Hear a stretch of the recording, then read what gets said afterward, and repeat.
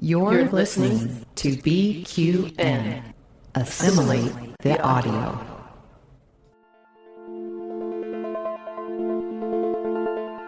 Infinite diversity.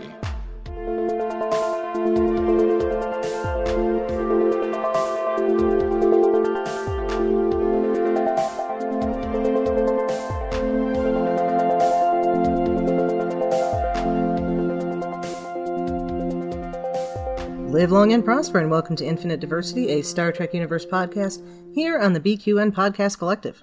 I'm your host for today, Chrissie, and joining me is my co-host, Thad. Thad, how are you doing today? I'm pretty good. Just trying to figure out, I think I was predestined to be on this podcast. That works out then. That works out. All right. Well, also joining us today is Caleb Dorsch from the Starfleet Academy Awards. Welcome to Infinite Diversity. Hey, y'all. Happy to be here. Awesome. All right. Well, before we jump into our topic for the day, we'd just like to take a quick moment to thank our Patreon patrons who make this show possible, especially our associate producers.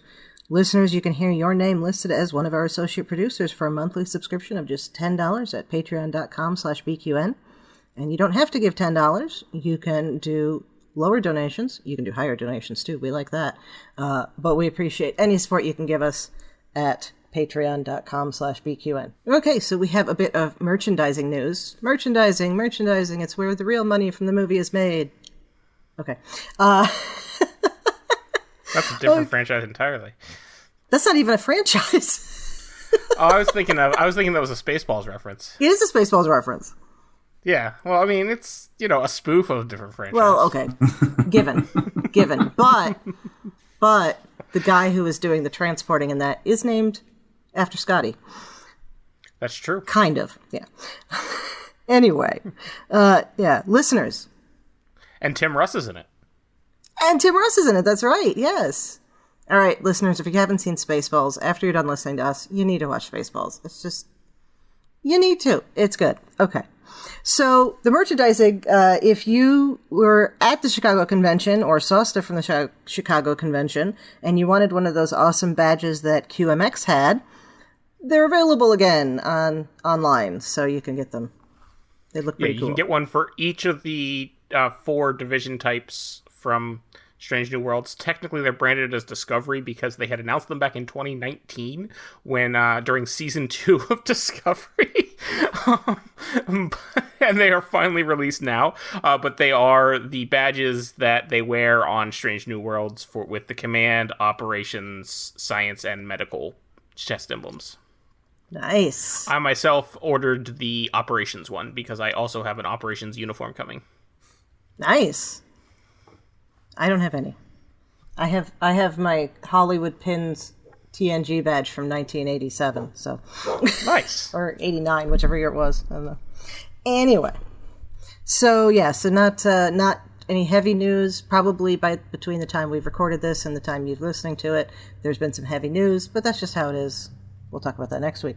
All right, so we are going to talk about Strange New Worlds Episode 2. Children of the Comet. All right, so Caleb, your first impressions and initial thoughts about this episode. Yeah, I really liked this episode. There are a couple of things that I was able to make connections to several other episodes, both old and new Trek. So there were some things that popped out that we can talk about at some point that reminded me of some Prodigy stuff and obviously some great original series things. But the real shining star of this for me was the whole Uhura story. And since the first episode, I've just been completely over the moon with Celia Rose Gooding's performance so far. And it's good. It's really good. It feels like it's firing on all cylinders, and it's also just really beautiful to look at. So it's a good show. The graphics and visuals are just top notch, especially in this episode. There's some really cool stuff that we get to see. But yeah. All right, Thad. I mean, I echo what Caleb said. Also, I do actually want to point out, since we're talking initial reactions, because we didn't talk about this last week. We now have a little thing at the beginning of every episode that tells us that this is Star Trek. Yeah. Which I assume is probably going to continue through all the other series. it's sort of like how Marvel does their little Marvel Studios thing at the beginning of all their shows. Star Wars also does it. Yep. So I think this is just a little cool thing that you see the Enterprise flying through, and you see you see the 3 colors, and it just says Star Trek. I like that. Yeah.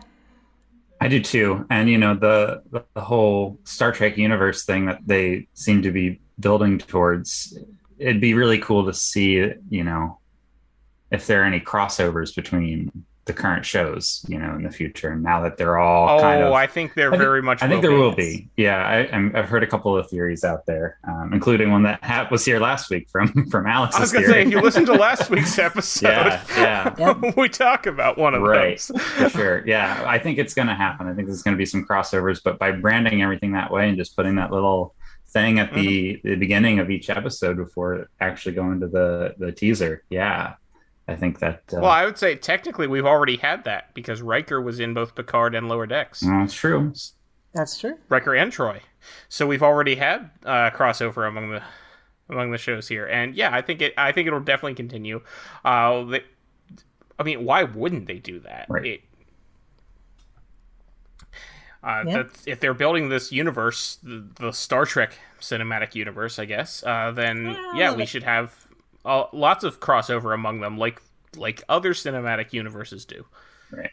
I was going to say, thankfully, we don't have to deal with Marvel, where it's owned by 2 different companies. So we have to pretend that half the franchise doesn't exist. Well, thankfully, they don't have to worry about that with Marvel anymore either. True. That is true. And we had that same problem with the Star Trek universe until last year. We did, that's true. That's what I get for speaking out of turn. Well, no, you're not wrong. I was saying, but yes, and I actually love, little off topic here, but I love that we finally don't have that problem with Marvel because I don't know if either of you have seen Doctor Strange 2 yet, but I've actually seen it twice, and I really enjoyed it, and it has... This isn't really a spoiler, because Patrick Stewart's in it, and you saw him in the trailer. But in that same scene, you also meet Mr. Fantastic briefly. So they're including the characters that they now own because they own Fox, and I love that now all of Marvel is one thing. Yes. But back to Star Trek. We'll save that for the guys over on Mickey's Marvels. Yes, exactly. Back to Star Trek. I loved this episode. I like that it started out with nice character moments where we got to meet the crew and see them in, a sort of relaxed setting. And I really enjoyed how they had to solve this issue, and they were playing on the strengths of some of the characters. Like we really got to see Uhura do some great things, and I love that. I think we got more character development in Uhura in this episode than we did in the last 60 years of Star Trek. 55 or however many it's been. And I enjoyed seeing Lieutenant Ortegas getting to do her thing.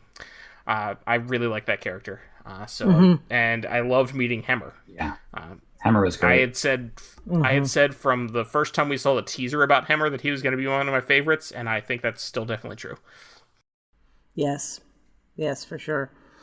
I'm still trying to figure out how serious he was being talking to her, because it's like, I don't know. Yeah. Andorians can be kind of angry about things and not really be angry about things. That's just how they are. Right. So, yeah. And Enor can as well, because technically he's not an Andorian. Excuse me, yes. He is an Enor. But there are similarities. And they are cousins. There's cultural similarities. There are certainly cultural similarities between the Enor and the Andorians, yes. Yes. All right. Yeah, I'll echo what both of you said for sure. I felt like the beginning of this was very much echoing the Vulcan Hello. Walking around on the desert planet, trying to figure out how to deal with the situation without letting them see you, that kind of thing. Also kind of had an Into Darkness feeling as well, in that whole, like, we're going to fix this without anybody knowing about it. And of course, that last part didn't work there, but I like that there's these connections. It makes it feel like there's continuity. It makes it feel like this is a thing that Starfleet does on a fairly regular basis, and it's not a violation of the Prime Directive somehow, but, okay. Okay, I have a theory on that. Please. We talked in the end of last episode about how the Federation Council is going to be doubling down on it and calling it the Prime Directive, but they're going to get a lot more strict about this going forward. Mm-hmm. Because what they did at the beginning of Vulcan Hello and what they do in this episode would violate it in the way that we see it explained in later episodes. I'm thinking specifically TNG. I am blanking on the episode's name. Who watches the Watchers? Not Who Watches the Watchers, because they're not deliberately interfering, changing anything with that planet. Yeah. Just watching them is one thing. No, I'm thinking the one where Paul Sorvino plays Worf's brother. Oh yeah, yeah. Homeward. Yes. Yeah. Yes. Where they were going to just let those people die. Mm-hmm. Until Worf's brother intervened. Yeah. And that's one of the big reasons why I've always said that the Prime Directive does more harm than good. But that's a whole other story. And also, if we think the other TNG episode, Pen Pals. With the planet with the geological instability, they're just going to let those people die. And fixing them, Picard clearly wrestles with this because it's a violation of the Prime Directive. Mm-hmm. And it's clear that in this episode, and also in the Vulcan Hello, they come to the opposite decision, that if they can fix it without the people knowing about it, then it doesn't violate the Prime Directive. So that's... My thought is that they're going to get a lot more... It's going to become a lot more codified and strict in the years to come because of the events of the first episode of Strange New Worlds. Yeah. Mm-hmm. That is interesting context there, because I wouldn't have been able to put my finger on which episodes of Next Gen that was, other than Pen Pals. But for some reason that fell out of my head. But I mean, the idea here, Pike actually says, we don't interfere, but we also don't let them die.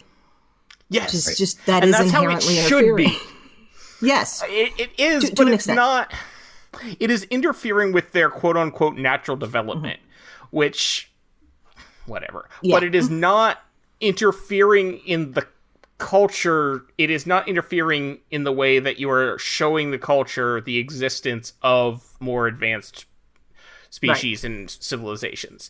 And I think that's the important thing. And I personally, and that's why I'm anti-Prime Directive in a lot of ways, is because technically it means that you can't even save people who are going to die.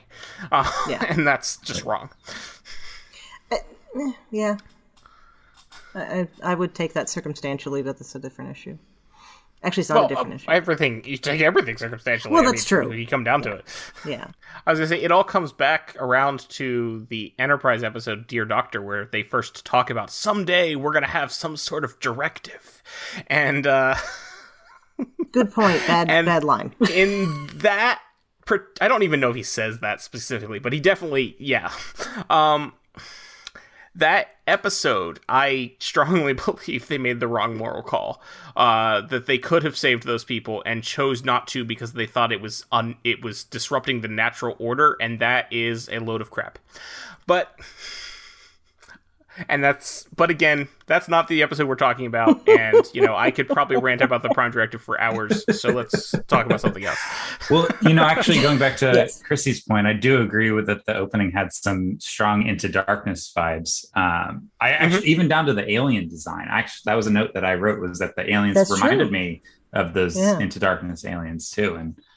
And that's interesting. It sort of makes my theory a little weaker, because in that one they get in trouble for doing that, and Pike tells them strongly that they were not supposed to save the people from that volcano. So I wonder what incident happened in the Kelvin timeline, similar to the first episode of Strange New Worlds, to make that Federation Council double down on the Prime Directive. One might assume the same. Maybe. We don't know how much Pike's life was affected by the Kelvin incursion. Right. So, or whatever they're called. Well, okay, but the events of Discovery wouldn't have happened in the Kelvin timeline. That's true. Why not? The first Kelvin movie takes place before TOS. Well, Yeah. It's Kirk's birthday. Okay, actually, I'm trying to think. Was Vulcan... Vulcan Hello was 2256. And when is Star Trek 2009? Oh, I see what you're saying. Okay. Yeah. There's, some things that happen in the Kelvin timeline that if they happened before... Yeah, anyway. Okay. I guess I always thought of the Kelvin timeline as being almost the same, with the exception of what was going around the Kirk family and anybody that was involved with the Kelvin itself. But I guess that's going to reverberate. Okay, no, Star Trek 2009 is 2258. So the events of Discovery could have happened. Interesting. There you go. But the entire timeline changed when the Kelvin went back. Right. So when the Narada entered, the timeline changed at that point. So we don't know if the events of Discovery happened or not. Right. This is like what we were talking about with Picard. How many timelines have we created? Right. So it is possible that it is the same, that it was the same event in, but this, Strange New Worlds is also 2256, isn't it? No, 2256 was season 1 of Discovery, so I was this under the assumption. Strange New Worlds is 22 something. Probably 2259, 2260. You'd think I would research these things before I talk. Well, we didn't know we were going to wander off into the Kelvin timeline, so that's okay.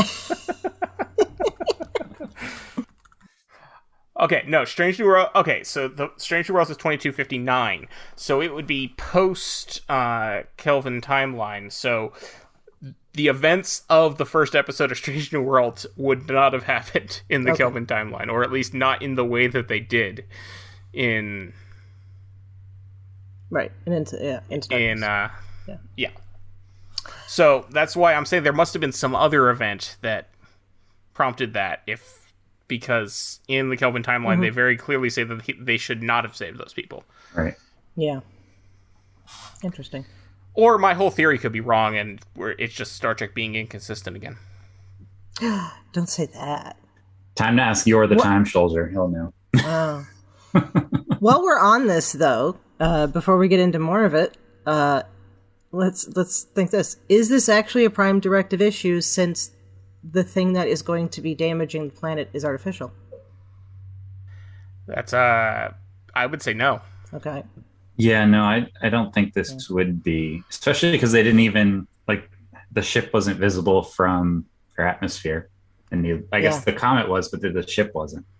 Yeah. So it's not like that. I mean, I would say that it shouldn't, but that still, there are plenty of instances where I would say this shouldn't apply, and the show still says it does. Like in Discovery, the episode New Eden, I say the Prime Directive doesn't apply because those humans were artificially taken from Earth to that planet. Right. But by another human, for that matter. Yeah, on the show they say it does. So yeah, I never understood. The Prime Directive can apply whenever the writers want it to apply. Right. There we go. And even last week's episode, the cause of them getting warp was Such Sweet Sorrow, the battle from Such Sweet Sorrow, and that wasn't an intentional thing either. So, I think that's why that was through artificial means. Yeah. So So officially, we haven't hit Prime Directive territory officially yet, but it makes sense that they're reclassifying it because that was kind of skirting the lines. Just a bit. Things to ponder. Oh man, is every episode of Strange New Worlds going to have a Prime Directive quandary? That could be a fun through line. Depending on how they do it. All right, well, we don't start this episode wondering about the Prime Directive quite yet. We start this episode with dinner in Pike's quarters, which looks to be about as big as the bridge Yeah, his quarters are swanky as heck. Nice quarters. Yeah. They're a lot bigger than Kirk's quarters on the same ship will be. They're a lot bigger than his quarters on that ship were 3 years previously.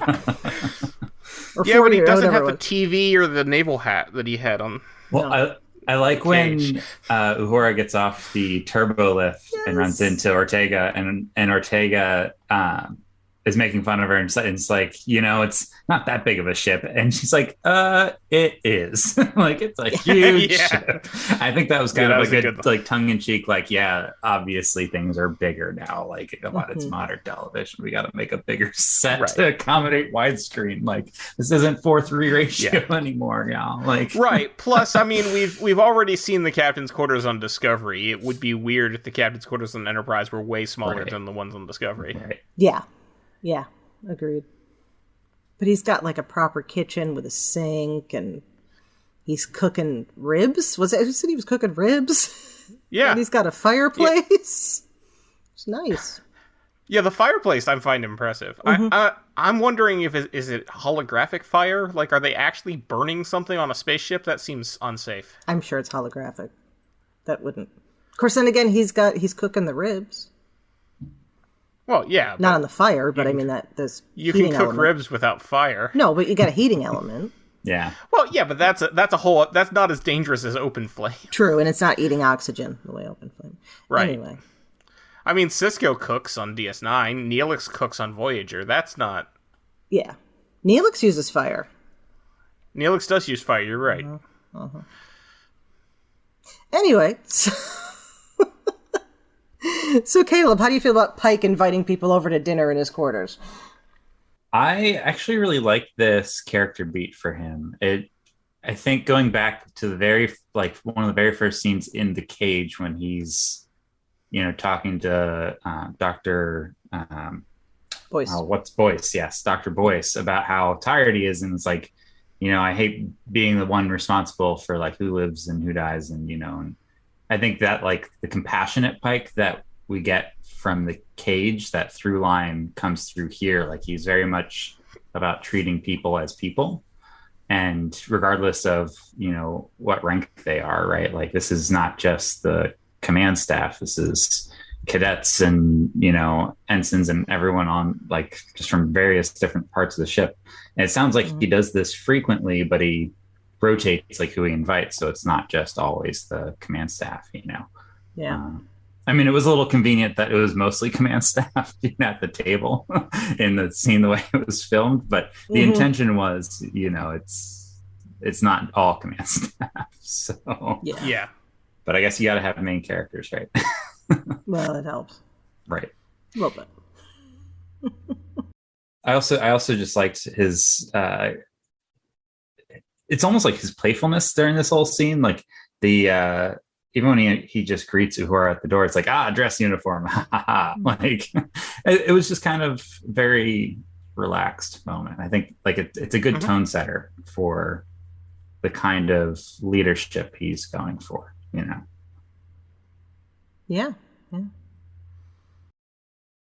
I think it's the sort of thing Sisko does. In fact, we see Sisko doing it a couple times on DS9. I could never imagine Picard doing something like this. Everybody, I'm going to make something French with wine. Here you go. Bouillabaisse. I don't know. Escargot. There you go. Yes, I could never imagine Picard inviting crew members to his quarters for dinner. Like, no. I mean, other than like on an individual basis with like certain senior staff people. Obviously, we've seen him do that. But like, just certainly not have the whole crew. Like, I couldn't. Picard wouldn't do that. He's more formal than that. I couldn't, and similarly, I couldn't see Janeway do it either. I could see, not to her quarters. I could see Janeway. Janeway would certainly and has attended parties and whatnot and in the mess hall, but I would not see Janeway inviting random crew members over to her quarters for dinner either. I think she would really only do that with Chakotay. She has one-on-one dinners with other people too. Because doesn't she like burn a pot roast with B'Elanna or something? She burned a pot roast with Chakotay, actually. It was with Chakotay? Okay, never mind. Yeah. But yes, you're right. I could see her do it again one-on-one, but not. And I just can't see Kirk cooking. Well, except he does cook in Generations, but he also burns toast. So if Archer had enough space, I could see Archer would absolutely do this, but his quarters are tiny. Yeah. Yeah, Archer has the same sort of down to earth, friends with everybody command style. So I could absolutely see Archer doing this, but yeah, he couldn't have. And I think it definitely works for Pike. It works with the kind of guy that we've seen Pike be, especially certainly in a way. I like how you called back to Jeffrey Hunter, Caleb, but I'm mostly thinking about how we've seen Pike starting with Discovery. Like in the first episode that we see him in Discovery, he asks for a roll call of everybody's names. Like, don't tell me ranks, just tell me your names and what you do. And like, I think that sort of set the tone from the beginning, that's the sort of person that Pike's going to be. Yeah. Informal, but also knowing when to turn on the formality, as it were. All right. Well, and then at the dinner, we meet Hemmer. Because Uhura makes the mistake of trying to be helpful to somebody who does not want help. And you can totally understand why he wouldn't, because he's never been anything but this. So, But she doesn't know that in that way. So. But you can also tell that he is also messing with her. Oh, gods, yeah. The thing with the carrot. That was just beautiful. That was great. That was good.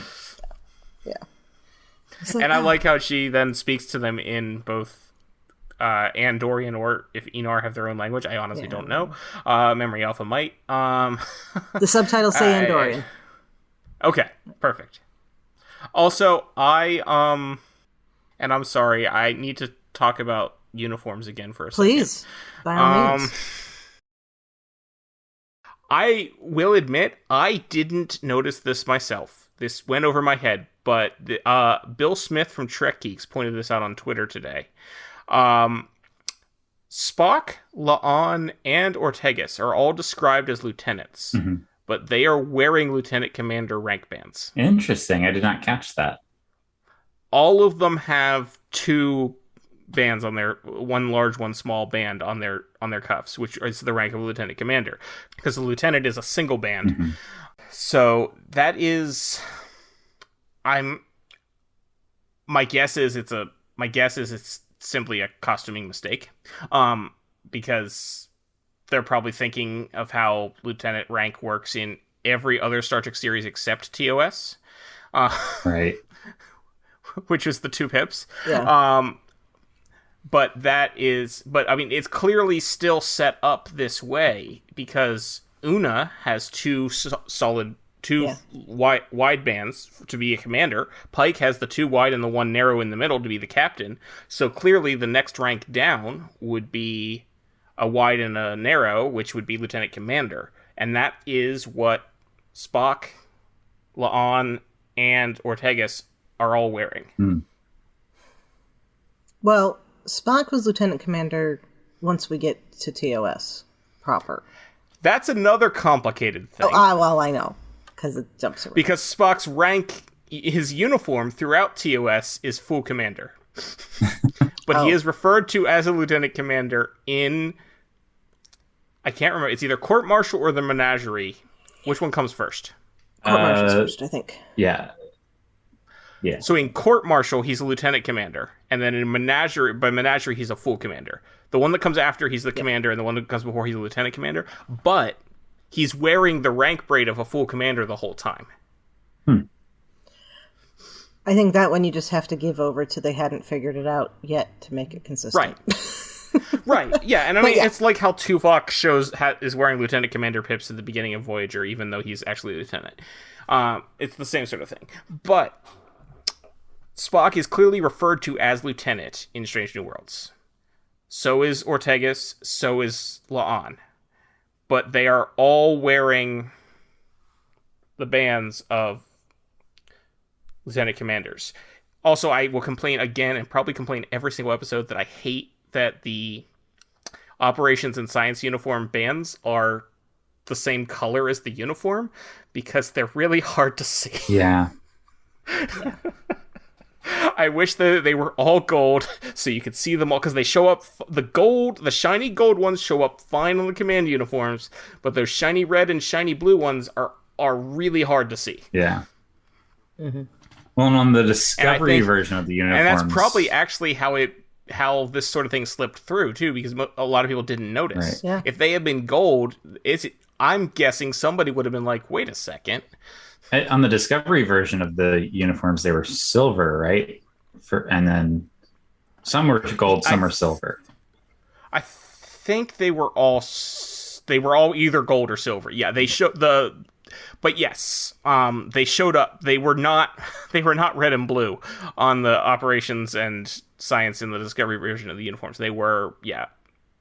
And I'm thinking on the Kelvin timeline ones, they are also all silver or gold. They're all a different color. I think they're all silver. All right. It's trickier to say for sure on screen which is silver and which is gold, because, the way the light shines off it and whatnot. But the fact that they're blue and red makes them tricky to see. But if you look closely, you'll see that all three of those characters have 2 bands on their wrists, which is not the rank of a lieutenant. Okay, it's official. You are more attentive to detail than I am. Again, no, but that's not I'm bad not, thing. because I missed this. Well, still. I saw the bands because I've been annoyed about the color, but it didn't occur to me, oh yeah, that's Lieutenant Commander. That didn't, just didn't pop into my head until I saw that, I saw Bill's tweet earlier today. I'm like, wait a second, yeah. Yeah. So, it's just a minor detail. It's not a big deal. It really isn't. I mean, you hear me trying to convince myself of this. They're doing this intentionally to mess with you and you alone. They know you're watching. Mm-hmm. Mm-hmm. But it wouldn't be Star Trek without ranking inconsistencies. Right. This is true. It's been throughout forever. It's been done that way.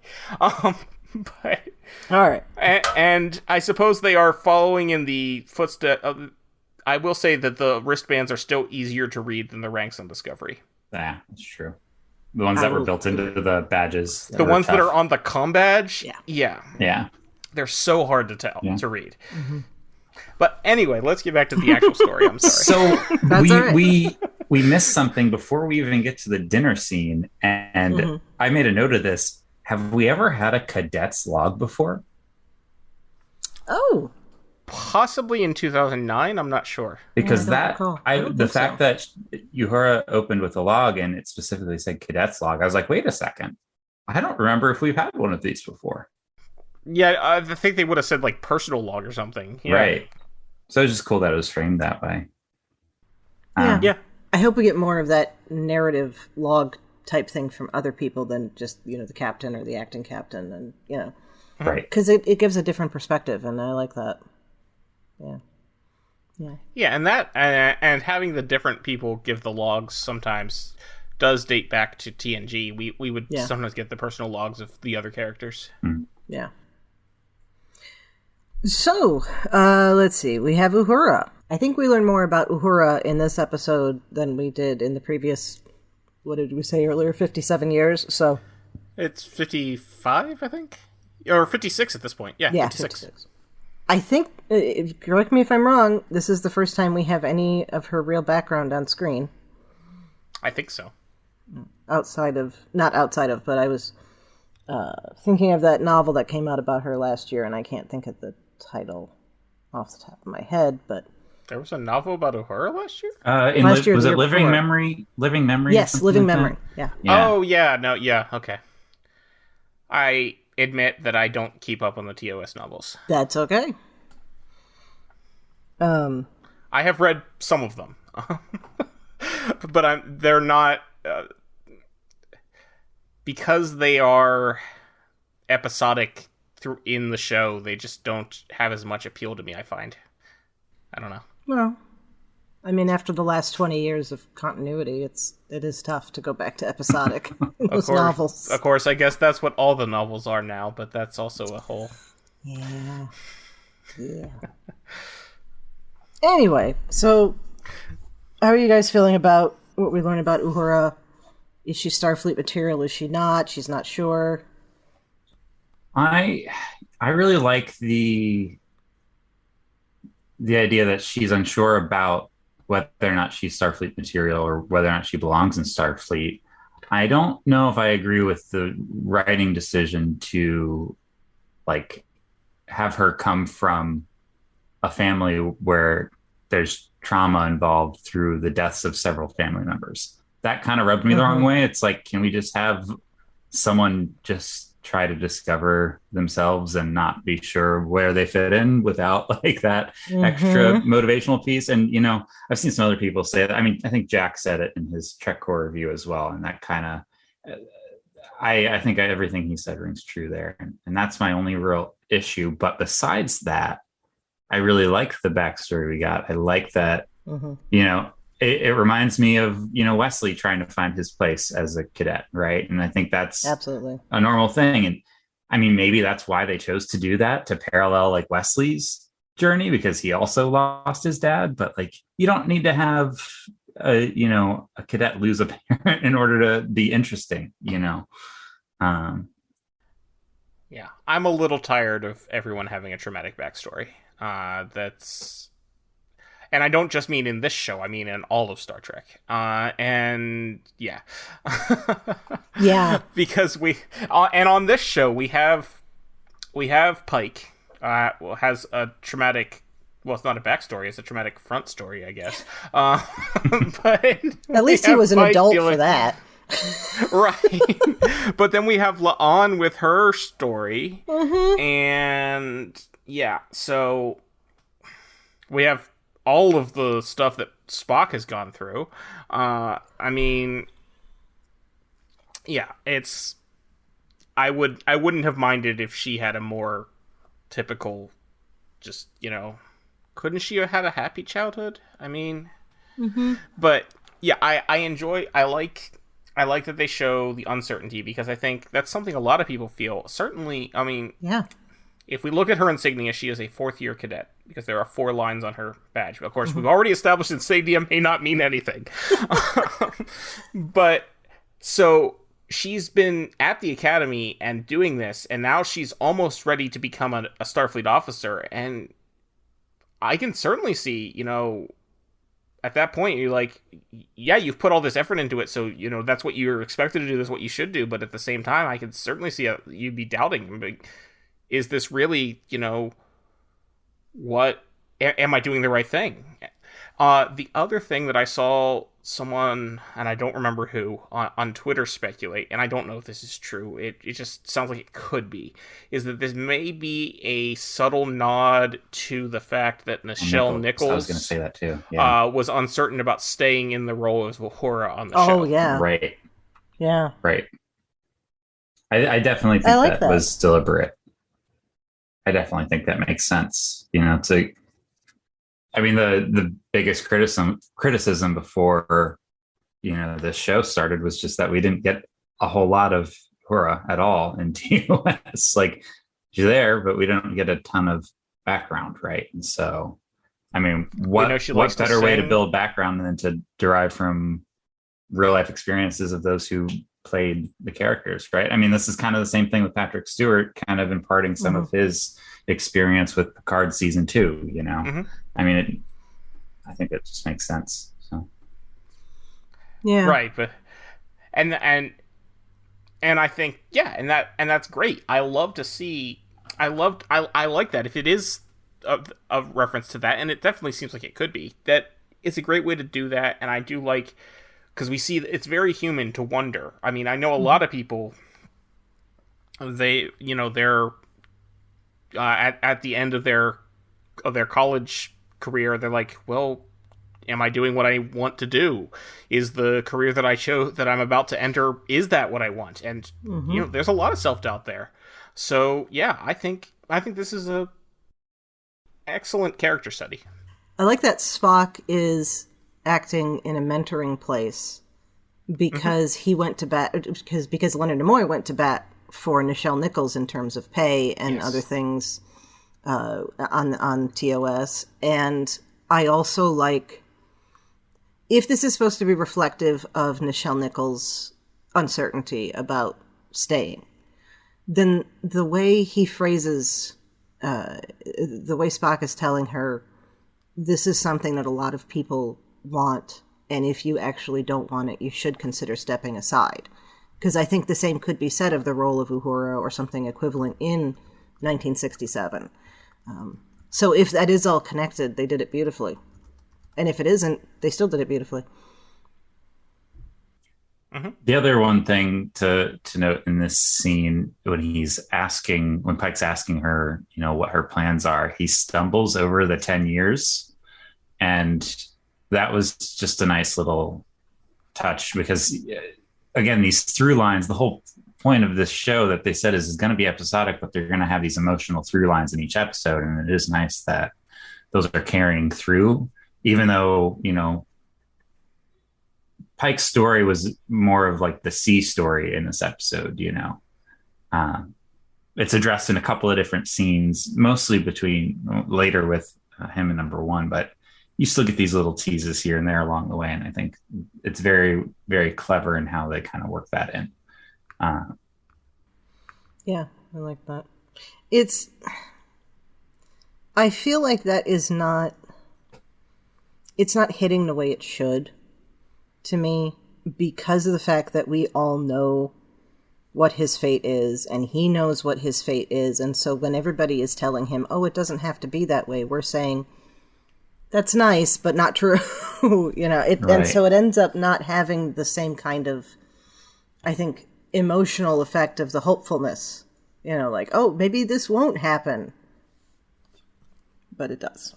So I agree to a certain extent, but at the same time, I think that is what someone would actually say in that situation. Absolutely, yeah. And I wonder if they're intentionally trying to make his arc for this season like the stages of grief, right?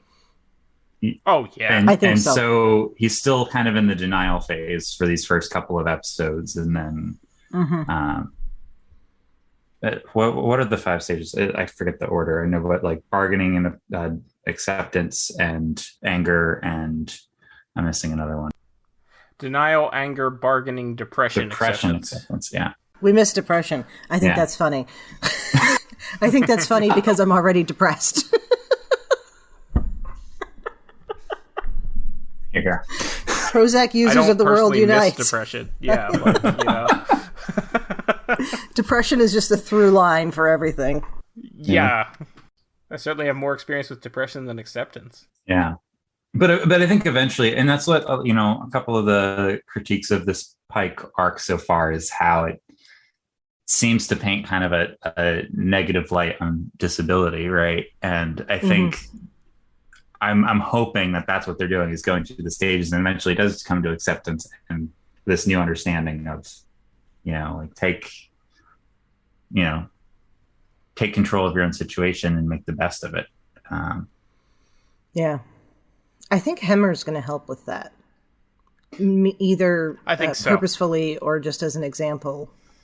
And I think it's good to have somebody who is a counter example, because Pike's grieving over this loss that he feels like is the end of his life, where you have Hemmer. I mean, he even comes out and says it, if a human were dealing with this, they might think it's a disability, but for him, it just is. So. Right. Well, and that makes sense, because it's not like he doesn't have a disability for an Enar. No, he's never seen. He's just a typical Enar. Yeah. So it's not. It would be like a human being like, oh, I'm not a telepath, and I don't know, Betazoid saying that's a disability. Oh, you're not a telepath? Oh, I'm sorry. Well, that explains a lot. Anyway. Actually, no, I would hate to be able to hear other people's thoughts. That sounds terrifying. Although, it might help with anxiety, where you're thinking that somebody's, mad at you about something. Or it would make anxiety worse. Make it worse. Oh, God. Okay. All right. I just think there's like some of the weird, bizarre things that pop into my head. Like, I don't want to hear that sort of thing when it pops into other people's head. Yeah. Like, anyway. Nope. Anyway, yeah. Just an overdose of dad jokes for me, and no. I mean, there would be a lot of that for me too, to be fair. But yeah. Okay, so we have this comet, and first we think it's a normal comet, and it's going to hit the planet, and we can't let it hit the planet. And then we have force shields, and we have to figure out what's going on. I guess we kind of talked already about the idea of dealing with the comet for the planet. And I think we are all in agreement that was a good idea, or at least not a bad one. Yeah. I like that Pike's even like, I just love my job because this is what we do. Like, we're going to come save the day. We're the good guys here. We do this. We're not going to mess this up at all. There's no way. Right. Yeah. And I think, and that's important because it's right after Una's talking to him about what he wants to do with his, with what he thinks his life is going to be. So I feel like that's him. He's happy as a captain and that's what he likes doing, but it's also him reassuring her that, he's okay. Kind of okay. So, yeah. So they get this radiation sickness treatment. Were they on that comet for more than 2 hours? Because I would think they were more. I had that question after rewatch too. I would definitely think they were on the comet for more than 2 hours. Yes. Yeah, that got dropped. So maybe it's that room, because they said it had life support in it. Yeah, I'm guessing. Yeah, that room probably was shielded from radiation. That makes sense. I mean, it also had breathable atmosphere too, so I think that would make sense. Yeah, and going into the whole preordained thing, if the comet knew or Mahani knew they were coming, I guess the comet wouldn't, blast with radiation if it knew that's what its destiny was. But that's a whole other can of worms. We'll get into that at the end of the episode. Yeah. I have a theory. I have a couple of theories that I have a wacky theory that I'm waiting to give you all, by the way. I wonder if it's the same one I have.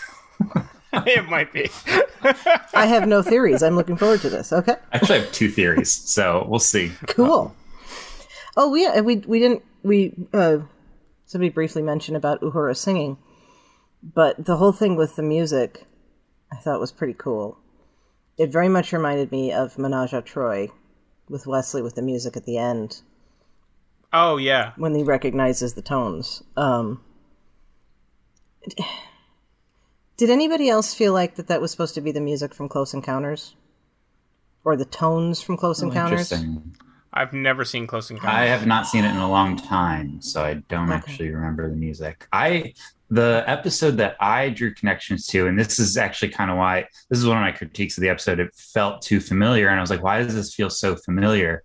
It's because in First Contact, the Prodigy episode, we meet the Samari, who also communicate via harmonics. And I was like, this feels like a very similar like Alien of the Week. Why are we getting this so close in proximity to an episode that aired like 3 months ago, So that part I was like, whatever, fine. But then I was like, okay, well, let me remove myself from just this connection and see like what other kinds of episodes do we have similar connections to. I was also getting strong the Apple vibes, actually, kind of like the Mahani itself, like this whole like central thing that controls the entire comet. It kind of reminded me of like the view that the shepherds had of it reminded me of the Apple involved. Yeah, that makes sense. Yeah. Or the computers from That Which Survives.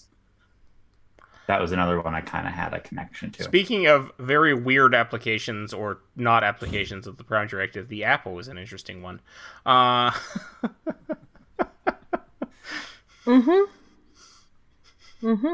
Kirk's definition of not interfering because the society is not progressing in the way that he thinks it should be is really stretching that, I think. Well, yeah. Okay. Did either of you catch that the Comet Shepherd said that they had been with the Comet since before they themselves were in space? Yeah, I wondered about that. Okay, I'm glad it wasn't just me. Because that... They had... Well, no, they said the Comet had been there since... But, like, they didn't necessarily say they had been with the Comet since before that. So, like, Okay. maybe they, like, knew about the Comet somehow. But, the one that I thought was that they said the Comet had been around since before their stars had started... Yes, okay. And I was like... So it's like... So my interpretation of that is that they must not... the shepherds themselves were not with the Comet the whole time. They were not always there for the Comet. It's just the Comet happened to come by them and they took it on as their sacred duty to shepherd the Comet. Okay. I misheard that then, yeah. Because that's my impression, because otherwise it doesn't make any sense. Well, yeah. On the topic of the shepherds, I just want to note that the design and just kind of the way the main shepherd guy is talking, how threatening he is, really reminded me of Baylock from Corbomite Maneuver. Yeah. I don't know. It just kind of felt like we didn't get like the bait and switch at the end, right? But I don't know. It just that kind of It's got the big eyes, and like the green skin, and yeah. Physically, it reminded me of a species from an episode of Stargate Universe.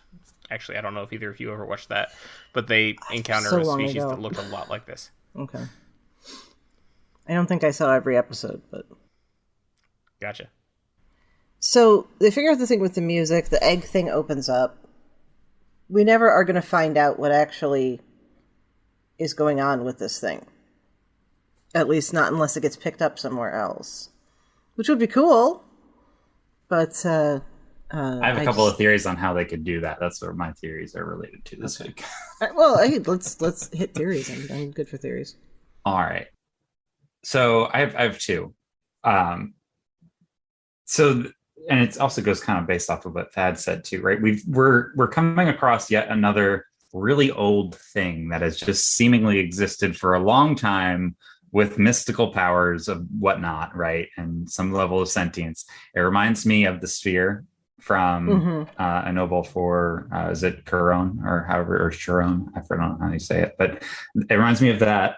And then I kind of had this thought, like, what if a lot of these more mystical entities that we've encountered throughout time are connected in some way? Like, what if, they mentioned it's an arbiter, right? Mahani is some arbiter.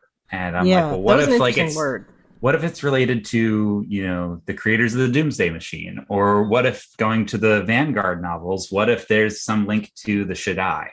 Right? Like the arbiter term arbiter just seemed like one of the names that, the Shaddai have. Like they all had very different names, like apostle and wanderer and, like things like that. And so I kind of had like some connections to that. And I was like, I wonder if this is a through line that will get revisited at some point again. Like they can start to build a lot of that TOS era lore that, we may have gotten in some of the books, but do some new things with it or like adjacent things to it. I don't know. That's kind of where my theories were going for this week. I mean, if this whole leads up to a televised adaptation of Vanguard, I will be so happy. Oh, God, that would I'm still be reading awesome. Vanguard.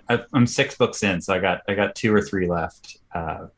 But and a new one coming out next year. So yeah, that's why I'm trying to like rush and try and get it this done. year. Yeah, it's supposed to be. It got moved. It got moved. No, that's the other one that got moved. It's the Strange New Worlds one that got moved. Oh, Vanguard excuse is still me. coming out this year. Okay, cool. This year then. That's right. Better. Yeah. Yay.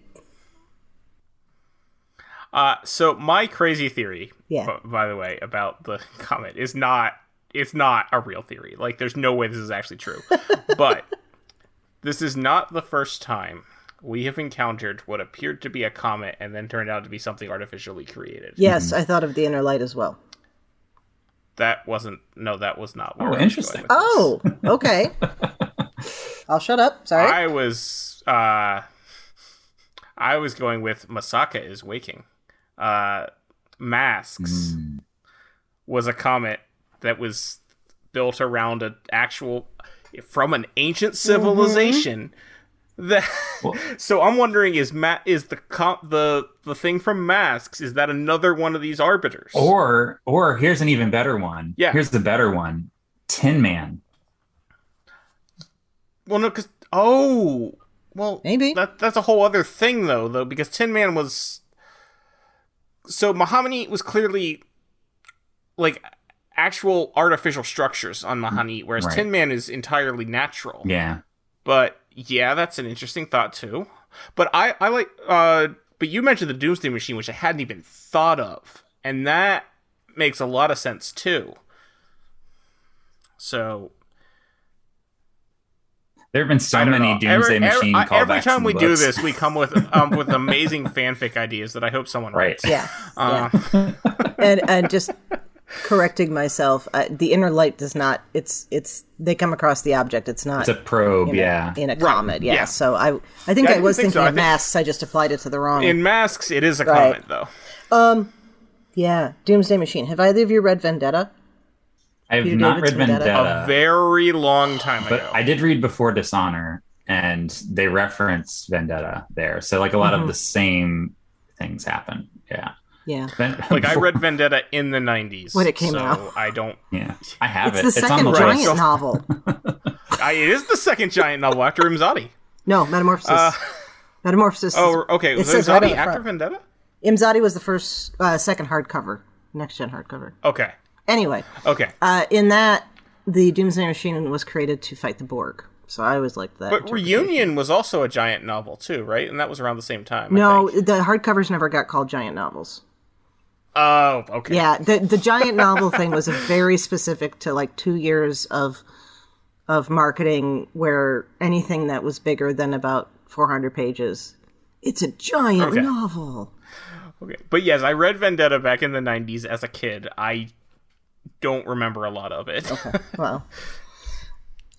well, if we run into the Doomsday Machine, we'll have to talk about that. So, Okay. Caleb, what's your other theory?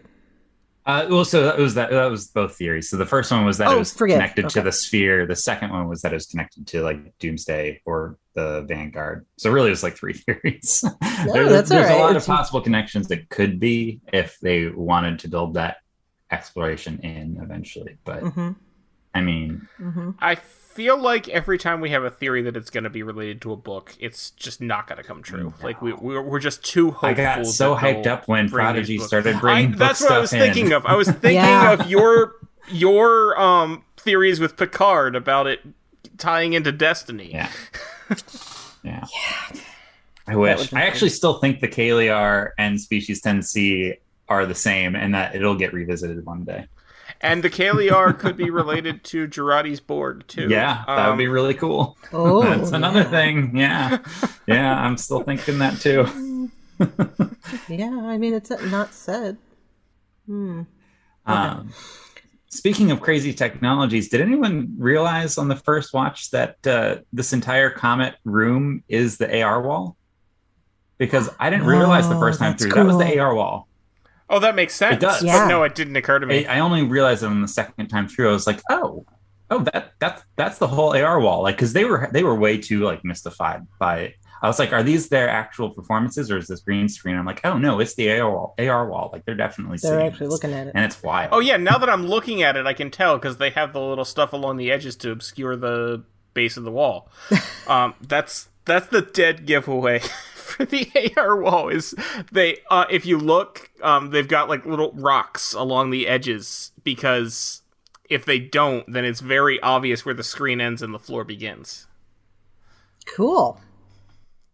That is the way that if you're looking, you can tell when there's the AR wall. But apparently, I wasn't looking. So good call, good catch on that. Yeah, I didn't even know. It looks good. I think they've done some excellent stuff with the AR wall in last season Discovery and with this. Yeah, for sure. All right, so what did you guys think about how they fixed it with the making it slightly melt and pushing it a bit off course? I like it. How he'll give you my word that we won't touch it, and he was right. And we're just going to science it. And they scienced it. I I have to say, sublimation is one of my favorite scientific terms. It's just fun. Sublimation is when you go from ice to vapor with no water in between, and I just think that's really cool.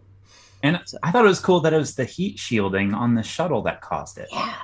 Like that, I was like, why is the heat shielding thing here? I was like, oh, that's why. Like they made that very intentional. I was like, okay, I can trust the science. This is very simple science. It's good. This is phase changes, but we got this. Let's do it. Very straightforward, yeah. Yeah.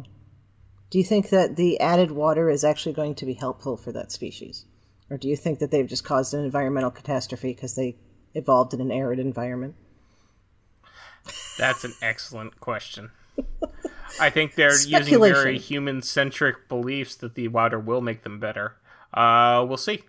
Have we visited the Persephone system before in any other shows? We visited. Good question. We technically visit it in TNG, but we don't meet the species. Right. In Too Short a Season. Not TNG's finest hour, but they pick up Admiral Mark Jameson from Persephone 5. And I do not know that off the top of my head. That's straight from Jack's review on Trek Core. And this was Persephone 4? I don't know. It was 3. This is. Oh, in the episode. Yeah.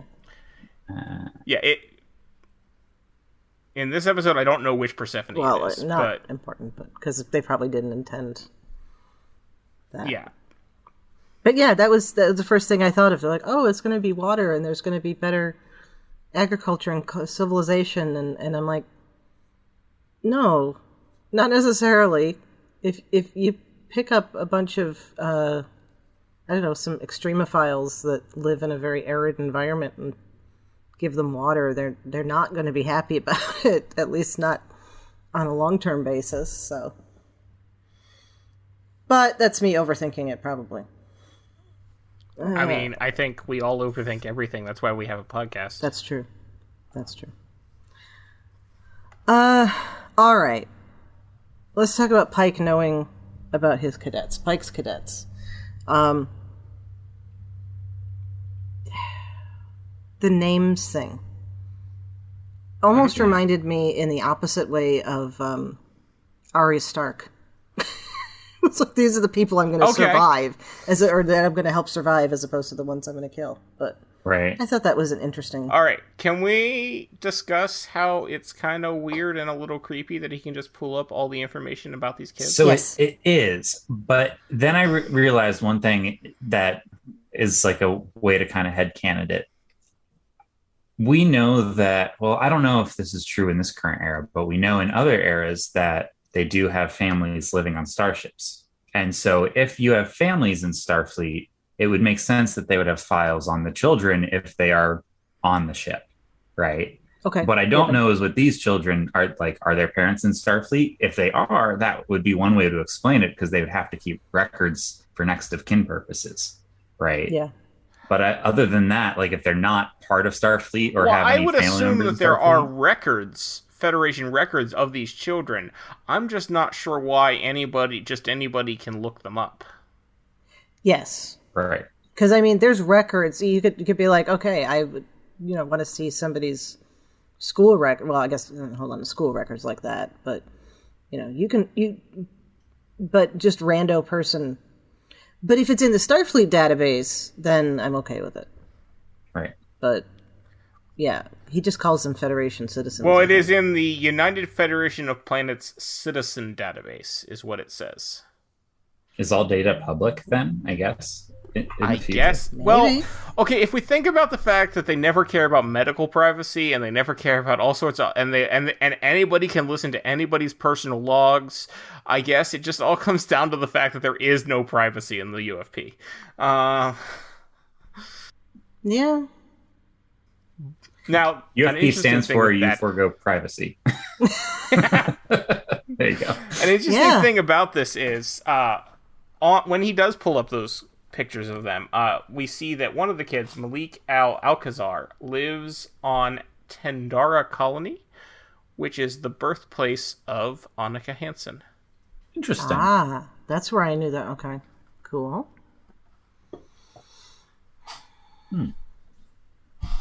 I don't know. It just a nice little, reference there. Yeah. It's if you take it in context. I don't know. We've had a lot of time where we've had, like, oh, computer, tell me where so and so is, or computer, tell me this about so and so, and it's all people who have, for the most part, joined an organization and therefore given an okay, or were family members on the ship and so had to have had some kind of consent given. And even some of the times, we had in Discovery Season 2 when Tilly looked up her classmate May. Well, that was just a Federation record. Yeah, but that's also, I mean, she's just that to me was like Googling somebody. And particularly since it turned out she was dead, then that information is maybe less of an issue. Mm-hmm. And also she thought she was Starfleet, so it was one Starfleet officer looking for another. She wasn't. Right. I don't know. Even the times that we've seen... I think we just have to accept that there is no privacy in the Starfleet future, which is a bit terrifying. Well, but I'm trying to think when they've looked at like super personal records, like Dark Page, Deanna gets into her mother's files, but that's a daughter going into the mother's stuff and with a purpose of trying to help her in a medical crisis. So I guess that... I can't think of other times we've gotten the civilian stuff outside of DS9 because Michael reads Spock's personal logs in Discovery. One Starfleet officer to another, though. Geordi reads Aquiel's personal logs in Aquiel. Yeah. Yeah. But I mean, that was part of what it was apparently a murder investigation, but still. Yeah. Like, if you think about it this way, like, if I were to die today, like, information that I have saved in, like, anything that I have saved as, like, a note on my phone or whatever, no one would have access to that, because they would have to have my information to get into that. There's a legal gray area there, because there have been issues about warrants on phones, and there have been issues about warrants issued. There was a thing, it's probably 4 or 5 years ago now, about how Apple was refusing to open up phones for... Yep. Yeah. So yes, unless somebody knew the code, like, I mean, if I keeled over tomorrow, my husband knows how to get into my phone, so he could... Right. But that's because he knows the code, so... Yeah.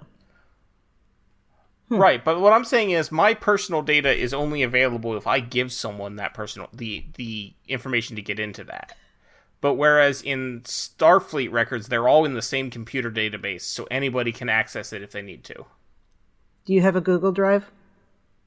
I don't have. Nothing really saved on. I have iCloud, but that's also the same. That's the same login as my phone. Like, you can't get into that unless you have that information. You are more confident in that than I am. We'll say that. Yeah, I just assume that anything I put in the Google Drive is accessible to somebody at Google, if nothing else. So, I mean, it's possible. I don't really use Google Drive mostly just for this podcast, but I do. Well, there you go. I mean, everything. So yes, Google can listen to us talk all they want. But hi, Google. Yeah, exactly. Who's what's the name of our FBI guy that is listening to us right now? Who do you think?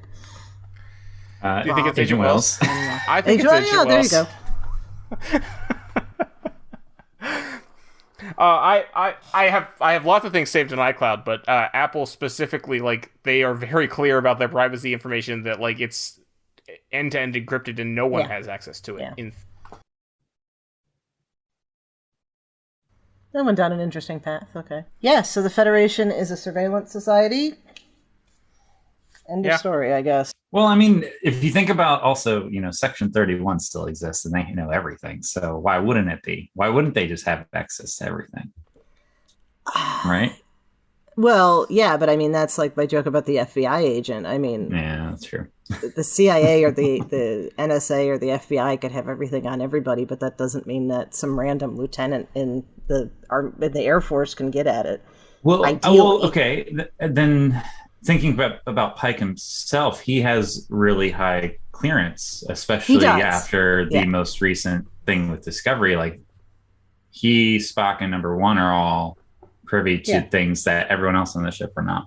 So maybe that's why. Like, I don't. Yeah. And I mean, there's a lot of ways you could head me in there, but it's still kind of weird. And it's weird. I think we're more stuck on it because it's the fact that it's 5 kids, and we're used to like the way we treat minors here. Like, if there's any sort of incident where they're arrested, usually their names are not released unless they're charged as adults, and even then, that's sometimes kind of iffy. Yeah. I guess if they had already been in Starfleet, or at least at the Academy, I would not have been bothered by that at all, because it would have been internal records. Right. Mm-hmm. Overthinking it, perhaps.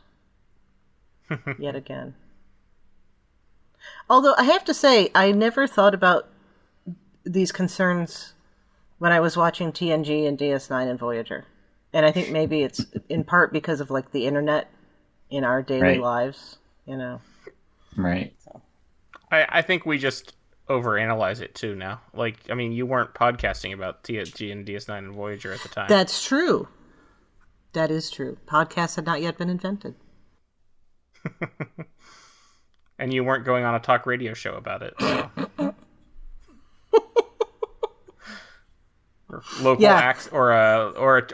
or a show on your local community access cable channel or something. Wayne's World, yeah.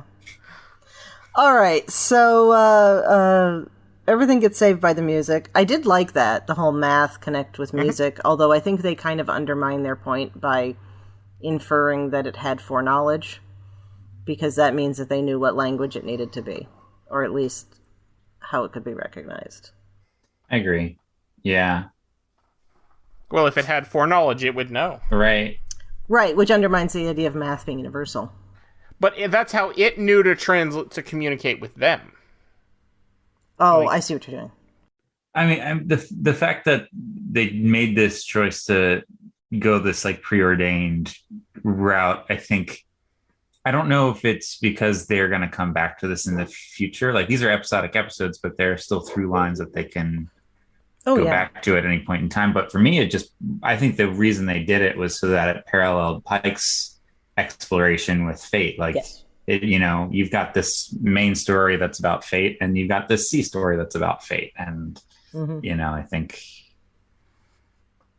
even actually everyone was really exploring their fate this entire episode. Even Uhura, she needed encouragement from Spock with his awful pep talks. Yeah. But I mean, all right. Anything else we want to get into? Just real quick, Ortegas and her evasive maneuvers. I think it's just cool we saw evasive maneuvers on screen in a TV episode, not just, you see him stuff like there are sometimes in TNG, like when we're running away from the Borg, after they split the saucer, DS9, yeah. But, we don't see that a whole lot, and we don't see it in this level of detail. And to see what kind of pilot she is awesome. And the fact that she named the evasive maneuvers after herself. Yeah, I like that. Pike's like, really? Little bold. But I like it. I mean, the beginning episode, starts out with her being pretty bold with Aura. So yeah, I'm looking forward to learning more about her. Same. Yeah, I'm really enjoying Ortegas. I think she's great. I like all the characters, but yeah, Ortegas and Hemmer, who we see a lot more of this week, I think they're just both excellent characters. I like them because they're characters we have not seen at all in Star Trek before, and I think they're pretty cool. Right. And they both seem sarcastic, which just, I love also that. helps. No, I hate that. Yeah. All right, well, canon connections. All right, well, I already mentioned the colony where Annika Hansen was born, yep. and I mentioned masks. So... Caleb, you got any? Other than, I mentioned that how there's some similarities there with the apple and that which survives. And then with Prodigy, the Samari were also harmonic-based communication from Star Trek Prodigy First Contact. Yes. And I think that was... Oh, and then the dress uniform thing. We've definitely gotten that before. Right? The dress uniform prank. Where did that come from? Because I was like, I've seen this before, right? Like, this has definitely happened in another episode. It looks something like Picard's Admiral uniform from the flashback scenes in season 1 of Picard. Oh, that's cool. Yeah. That's, I think, the closest uniform that we've seen to that before. I just mean the fact that they're playing a prank on the cadet to get them to wear the dress uniform. Oh, I get what you're saying. That's happened before, right? Probably. I don't think like it's for a cadet, but definitely somebody was told to wear a dress uniform somewhere along the line, and they weren't supposed to. I'm sure, yeah. Oh, was it in Parallels? Maybe. I thought one of the guests wore something formal to one of the versions of Worf's birthday party. Okay. I think that might be where I'm thinking of it. Yeah. That sounds right. I think the environmental suits they wear, they look very similar to the ones from Discovery, except now they have the different departments on them. But like the ones with Discovery, they have the shape on the chest is reminiscent of the TOS environmental suits. Well, I didn't have any particularly direct ones. There is an idea that the water on Earth may have come from comets crashing into it very early on. So, there's that. Yeah, that's a real theory. No, I know. Yeah. That's not a canon connection. And then the other thing is if you figure that this Mahendran has been doing this to various worlds, for gods know how long, it does connect to that panspermia idea that we get with the chase, where everybody is coming back to that species that looks like the founders but isn't. So maybe it's them. We don't know. It's certainly possible. Yeah. All right. Well, final thoughts. I still love the show. Is it? We always seem to come back to that. Yeah, really. I know, right? Yeah, and I would say the same. And the only other thing that I had marked down here as a final thought, but I don't know if it really connects or not, but if we're going to see this continued mentoring between Uhura and Spock, it puts a little more feeling into what little we see of Uhura in Search for Spock. Keeping Mr. Adventure under control in the closet and then making arrangements that everybody meets on Vulcan. I don't know, I just feel like it gives that a little more emotional impact, but I might just be reading into it a bit. Caleb, thank you so much for joining us for the discussion today. Where can listeners find you online? And, tell us a little bit about your new podcast. Yeah, so I'm a couple of different places online. The main place you can find me is at Rogue Mogue on Twitter, ROGUEMOGH. But yes, I just started a podcast. It's called Starfleet Academy Awards. We can be found on Twitter at Fleet Awards Pod, FLEETAWARDSPOD. And so the show basically is a episode discussion deep dive on Kurtzman era Star Trek episodes. So starting with Discovery Season 1, we're working through biweekly at the moment on the first season. And basically it's a panel. We each come to the table with our top 5 picks for the different awards categories. So we've got we got a music category, we have a scene category, a actor performance, we've got a production element category, and then we also have a best quote from the episode. And then we have a bonus category where we just show some love for our favorite ships. And so it's been good so far. And then after each episode, we go to Twitter and there's a series of polls that come out. And so we vote on the polls, and then we come back and discuss those results in future episodes. And so far it's been going great. Awesome. As of right now, we have released through Context is for Kings, and The Butcher's Knife Cares Not for the Lamb's Cry will be out in probably about a week or two from the time of this recording. Cool. So yeah, it's rolling along. It's good. It takes forever to edit. That's what I'm learning. Yes, it does. Really quickly. But it does. Yeah. So, and I know, Thad, you just had your first experience, and so I'm sure it's. Yeah, I edited our last episode. My first time editing. It took me about 5 hours to edit, like an hour and a half worth of podcast. Yeah. So yeah, that will get better. I promise. It does get better. It's a wild process when you try to integrate a bunch of other things into it too. So besides just the people talking, so it's that's true. You've got clips and stuff, and yeah. And so, but it's good. I'm enjoying it. It's a lot of fun. I'm loving how the discussions have turned out. It's my favorite part about it is that the episodes we're reviewing are almost 5 years old at this point. So it's a real nice deep dive into things that may not have had a great first impression for a lot of people the first time through, but now we've had 5 years to settle. And what do we know about generally how complaints with Star Trek goes? They're always, the hottest takes when they're fresh out, but then with a little bit of time, people find some great things to love about it. And that's kind of the whole goal of the show, is to really dive into those things and pick it apart and dissect it as we always do. And it's good. So highly recommend giving it a listen. Yeah, and listeners, we will link to the Twitter information so you can find it there, and then listen after you're done listening to us. I have listened to the first episode; it's good. Well, if they get to this point, they are pretty much already done listening to us. That's true. That is true. But they want to hear what funny things we have to say to each other before we tell where we're on the internet. That's true. Yeah. So speaking of that, Thad, where can people find you when you're not cooking a meal for the senior staff in your spacious quarters? You can find me on Twitter at Tyrannicus. That's Tyranicus. And you can also find me on the podcast I do with my friend Carl called License to Spiel. That's license with a C, the British way, where we talk about the James Bond films.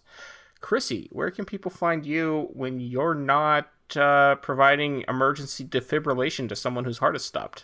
That was pretty cool. I love Starfleet Medical. It's not actually how defibrillators work, but that might be how they work in the 23rd century. Yeah. But, it was still cool. Right, so in addition here on Infinite Diversity, you can find me on History with the Szilagys here on BQN, and that is a twice-weekly history short podcast I do with my fellow historian partner, Jason. I'm also happy to talk about our shows in the BQN Collective on Facebook, and I'm on Twitter at The Goddess Livia, that's TheGoddessLivia, where I tweet about Star Trek history and leftist politics. And don't forget about all of our other great shows on BQN podcasts, like Galaxy Class, All Good Things, Mickey's Marvels, History with the Szilagys, as I already mentioned.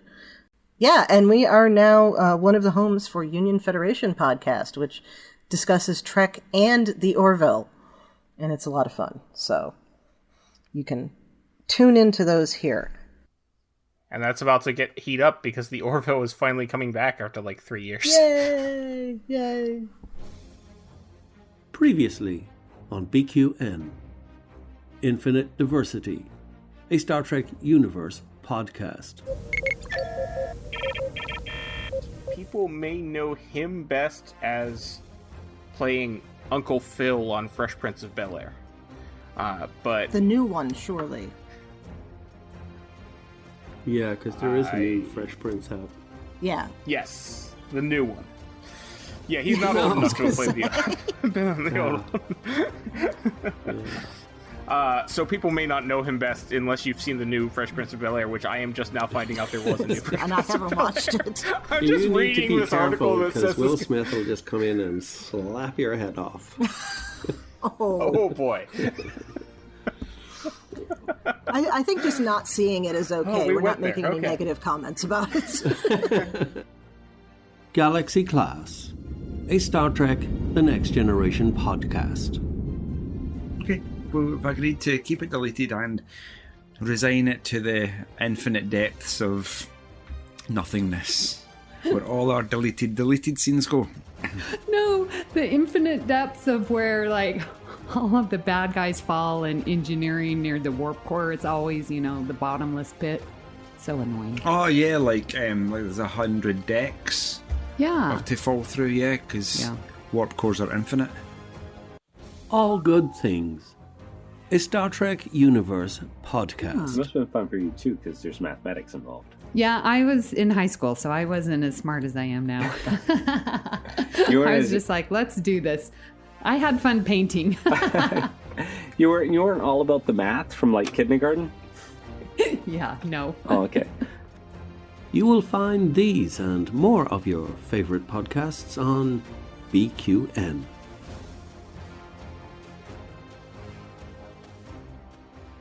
Thank you very much for tuning in to Infinite Diversity. Thank you to Zach Tripp for the wonderful theme music and Tony Robinson for the awesome show art. Please subscribe in your favorite podcast player, and don't forget to rate and review us there as well. And if you'd like to reach out, you can find the network on Twitter at BQN Podcasts, or our show specifically at @IDIC Podcast. I just said at, but that's okay. You can also talk about any and all of the BQN podcasts in our Facebook group, the BQN Collective. On the next episode, we'll be talking about the next episode of Strange New Worlds, Ghosts of Illyria. Until then, we wish you peace and long life.